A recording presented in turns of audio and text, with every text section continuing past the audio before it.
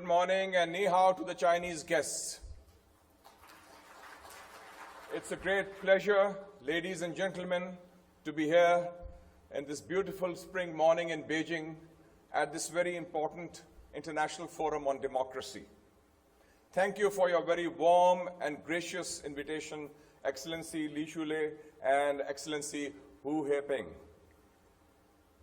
Ladies and gentlemen, we are having this forum at a time when we see the world in transformation and the world in turbulence.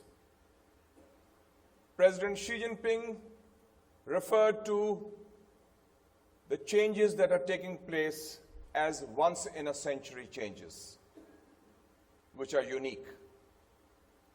The Chancellor of Germany, Olaf Scholz, said that the world is witnessing epochal tectonic changes. And a very important statement was made by the President of France, President Macron, which sums up the situation, that 300 years of Western hegemony is coming to an end. Ladies and gentlemen, today we are seeing two global visions, two contrasting worldviews on how to take humanity forward. One presented by China, which talks of harmony, cooperation, connectivity among civilizations, and the other coming from certain quarters in the West, especially the United States, which talk of conflict, clash of civilizations, confrontation. And these two visions are best reflected, ladies and gentlemen, in two different anniversaries that coincide with the launch of the Second International Forum on Democracy. The 10th anniversary of President Xi Jinping's Belt and Road Initiative, which has brought in 145 countries, many international organizations, and we from Pakistan are very proud of the fact that the China-Pakistan Economic Corridor, CPEC, has been one of the flagships, one of the pivots of the Belt and Road Initiative, which is about inclusivity, which is about win-win cooperation, which is about a community of shared destiny. And then we see also another important anniversary, ladies and gentlemen, the 20th anniversary of the Iraq War, which was launched by the United States, a war which was in violation of the UN resolutions, international law, an illegal, unjust, immoral, and undemocratic war. We are here in China today, and we have seen how China has progressed. And we see three major examples that we can learn from China in democratic development, in building a peaceful and prosperous future for its people under the leadership of the Communist Party of China. The first is that, as Chairman Mao announced on October 1st, 1949, when the People's Republic of China emerged, and I quote, "The Chinese nation has stood up." He announced it in Tiananmen Square, that China and the Chinese people are masters of their own destiny. And this has to be the essence of democracy, that people decide their own future, their own destiny by themselves.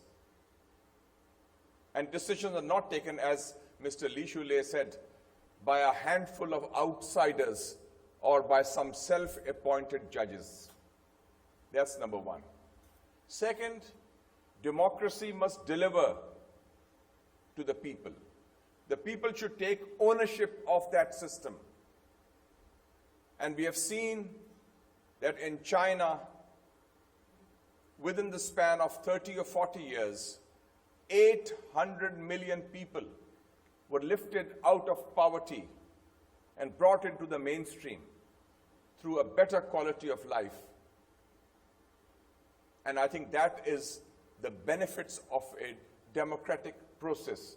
And I personally have witnessed that because I first came to China as a teenager in the 70s, the China of Chairman Mao and Premier Zhou Enlai, and then I saw the reform and opening up under Mr. Deng Xiaoping, and today, under President Xi Jinping, we have seen China's international role also. A role which is democratic because it is based on respect for other countries, irrespective of size or strength. It is based on tolerance, and it is based on upholding international law, the United Nations Charter, and the 5 principles of peaceful coexistence. Ladies and gentlemen, next week, and my friend from Zambia has already announced that, there's going to be another summit launched by the United States, a so-called democracy summit. In the first summit, Pakistan was also invited, but we did not go. We rejected the invitation. Because the summit is not about democracy. It is about weaponizing democracy, weaponizing human rights in the emerging Cold War against China and also to an extent against Russia. And I see, as a former journalist, as a former information minister from Pakistan, and I was also Minister for Culture and Tourism also as information minister, that the US has what I call a 3D approach. Demonization of China, treating China as a threat when China has not invaded, occupied or conquered any country. China is no threat to anybody or any country. Then the second D is disinformation. Fake news, talking about Chinese death trap, anything about China is negative, and the media plays that role. And the third D is destabilization.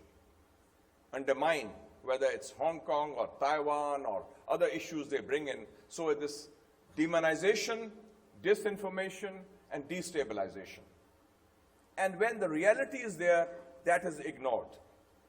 There was a talk of certain surveys. I've seen 2 surveys which are very important about Chinese public opinion. One was a survey done by Harvard University, which is the top university of the United States. Their Ash Center in July 2020, where it said it was about Chinese attitudes and Chinese public opinion over a certain period of time. And they surveyed 28,000 respondents in China. And there was over 90% satisfaction by the Chinese respondents about the Chinese political system and their way of life. The second survey came last week. It's called the Global Happiness Survey. And there also, among 32 countries, China was number 1 in happiness, over 90%. But ladies and gentlemen, you will not find these surveys being quoted, being mentioned, being referred to in the global media, except perhaps the programs of Mr. George Galloway, because he speaks truth to power, and more power to his pen and his voice. So I would say that in this changing time, it is very important that in the battle of ideas, the battle of narratives, we promote the truth and we focus on what is important for our countries, for the people's lives, people's livelihoods in building a better tomorrow. And not being influenced by the diktat of those countries who are looking at the world through a zero-sum game mindset or through a Cold War approach, which we in the global South and most in the global North would reject. I look forward to a very constructive and a very democratic debate and discussion in the coming day today and tomorrow, and I thank our Chinese hosts again for their warm and gracious hospitality. Thank you very much.